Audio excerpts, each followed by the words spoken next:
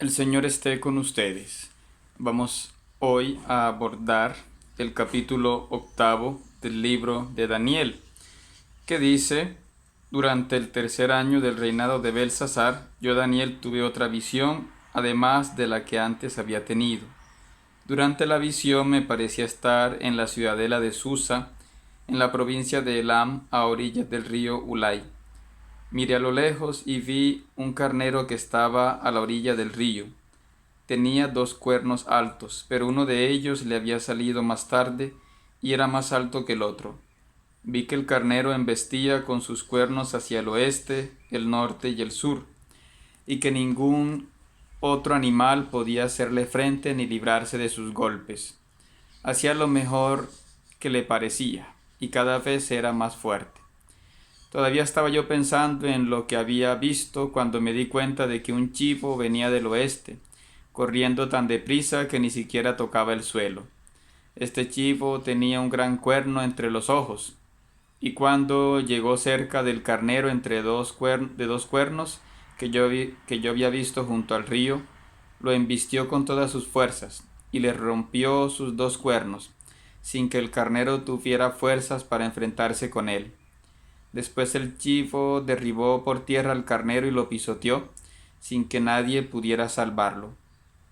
El chivo se hacía cada vez más fuerte, pero en el momento en que más poder tenía, su gran cuerno se rompió, y en su lugar le salieron 4 cuernos que apuntaban hacia los 4 vientos. De uno de ellos salió otro cuerno pequeño, que creció mucho hacia el sur, hacia el este y hacia la tierra de la hermosura. Tanto creció que llegó hasta el ejército del cielo, derribó parte de las estrellas y las pisoteó, y aún llegó a desafiar al jefe de ese mismo ejército. Suprimió el sacrificio diario y profanó el lugar de adoración. Perversamente hizo que su ejército acampara donde antes se ofrecía el sacrificio, y echó por los suelos la verdad. Hizo en fin todo cuanto quiso, y en todo tuvo éxito. Después oí que un ángel le preguntaba a otro ángel: ¿cuándo va a terminar esto que se ve en el altar del sacrificio diario? ¿Cuándo va a durar el horrible pecado de entregar el santuario del Señor y los creyentes en él para ser pisoteados? Y la respuesta fue: hasta 2300 tardes y mañanas. Después de eso el santuario será purificado. Mientras yo, Daniel, contemplaba esta visión y trataba de comprender su significado, apareció de repente delante de mí una figura parecida a un hombre, y oí una voz humana que venía del río Ulai, la cual decía: Gabriel, explícale a este hombre la visión. Entonces él se me acercó, yo me asusté y me incliné hasta tocar el suelo con la frente, pero él me dijo: Hijo de hombre, ten en cuenta que esta visión se refiere al final de los tiempos. Mientras él me estaba hablando, yo me desmayé y quedé tendido en el suelo. Pero él me tocó, hizo que me pusiera de pie y me dijo: voy a explicarte lo que va a pasar cuando termine el tiempo de la ira de Dios, pues la visión se refiere al tiempo del fin. El carnero con 2 cuernos representa a los reyes de Media y de Persia. El chivo es el rey de Grecia, y el gran cuerno que tiene entre los ojos es el primer rey. Los 4 cuernos que salieron cuando el primer cuerno se rompió significan que de esta nación saldrán 4 reinos más, pero no con el poder del primero. Cuando el dominio de estos reinos llegue a su fin y las maldades hayan llegado al colmo, un rey insolente y astuto ocupará el poder. Llegará a ser poderoso, pero no con su propio poder. Destruirá de manera increíble y triunfará en todo lo que haga. Destruirá a hombres poderosos y también a muchos del pueblo de Dios. Por su astucia, sus engaños triunfarán. Se llenará de orgullo y a mucha gente que vivía confiada le quitará la vida a traición. Hará frente al príncipe de los príncipes, pero será destruido por él. La visión de las tardes y las mañanas te ha sido revelada, y es verdadera, pero tú manténla en secreto, pues se cumplirá cuando haya pasado mucho tiempo. Yo, Daniel, sentí que me faltaban las fuerzas y estuve enfermo varios días. Después me levanté y seguí atendiendo los asuntos del gobierno de la nación, pero estaba yo muy preocupado por la visión que había tenido, pues no podía comprenderla.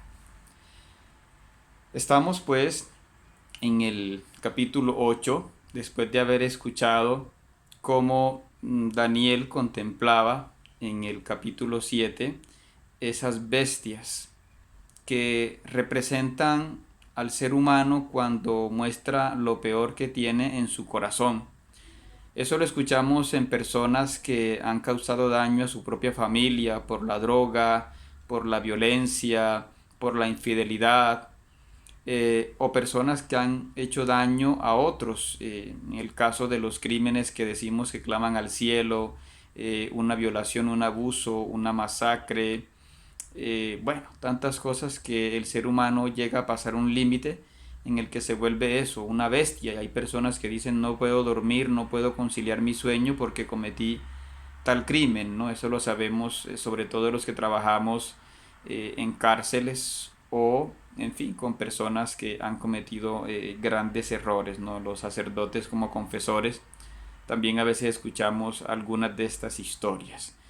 Pero la buena noticia es que el ser humano puede cambiar, puede volverse un hijo de hombre, puede humanizarse.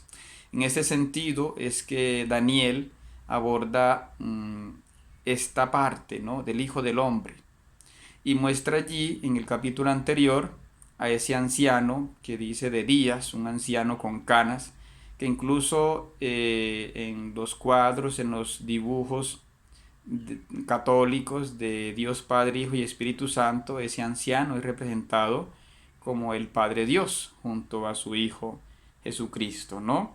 Y este capítulo octavo es como una ampliación un poco del capítulo 7. Pero aquí se refiere básicamente ya a dos reinos, ¿no? Está el reino de Persia, como él mismo lo dice en el versículo 20, y el de Grecia, como dice en el versículo 21.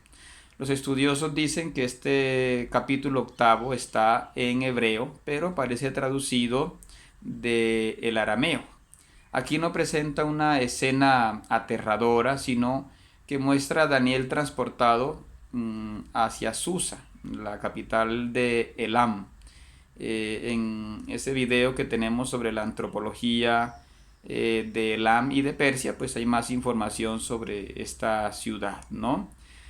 Susa fue una de las capitales del Imperio Persa, y aquí Daniel aparece transportado como Ezequiel en Ezequiel 8.3 y 11.1, que se dice que este profeta pues fue transportado también a otro lugar, ¿no? Aquí vemos a Daniel, que no sabemos si quiere decir un traslado físico o un traslado en visión. Y está más o menos ubicándose en los tiempos de Ciro II el Grande, hacia el 550 y 530, que fue ese rey persa que sometió la Confederación Meda.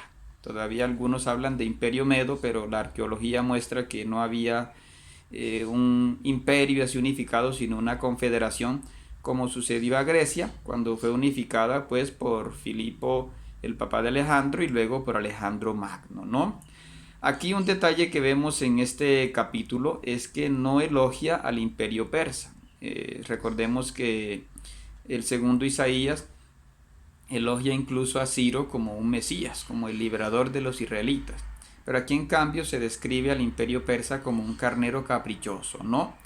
Y se habla de esa derrota que tuvo el último rey persa, que fue Darío II Codomano, que reinó del 335 al 331, y que fue derrotado, dice allí, como alguien que no tocaba el suelo, como alguien muy veloz, que fue la conquista de Alejandro Magno, que reinó entre el 336 y el 323, pero dice allí que Alejandro, pues a pesar de que creció tanto, murió joven, ¿no? Entonces allí nos muestran a estos reinos, tanto al persa como al griego, que se van extendiendo, en fin, que van creciendo, y sin embargo, pues, van acabándose sus imperios, como dice allí, que este imperio griego, a la muerte de Alejandro Magno, pues se dividió entre sus cuatro generales, ¿no? Los que más afectaron a los judíos fueron, como sabemos, los Ptolomeos en Egipto y los Seleucidas en Siria.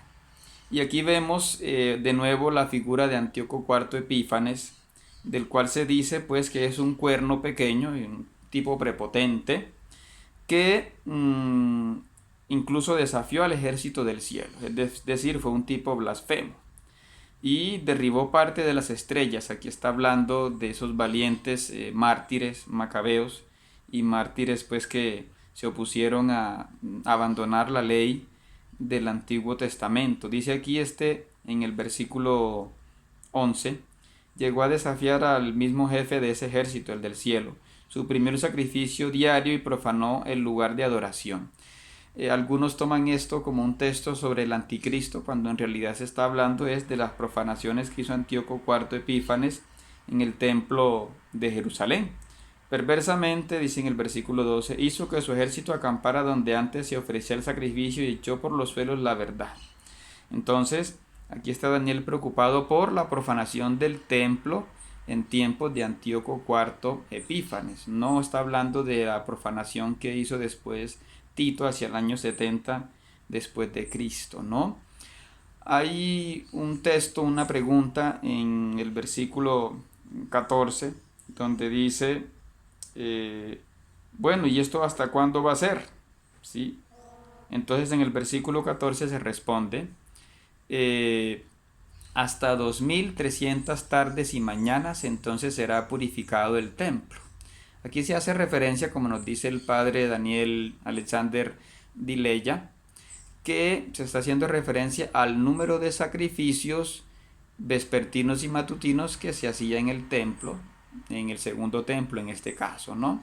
Por tanto, este número dividido por 2 equivale a 1150 días, algo más de 3 años, que fue lo que duró la abominación, es decir, esa imagen de Zeus que puso Antíoco IV Epífanes en el templo de Jerusalén. Eso fue, según la cronología de los macabeos, del 6 de diciembre del 167 a.C. hasta el 14 de diciembre del 164 a.C.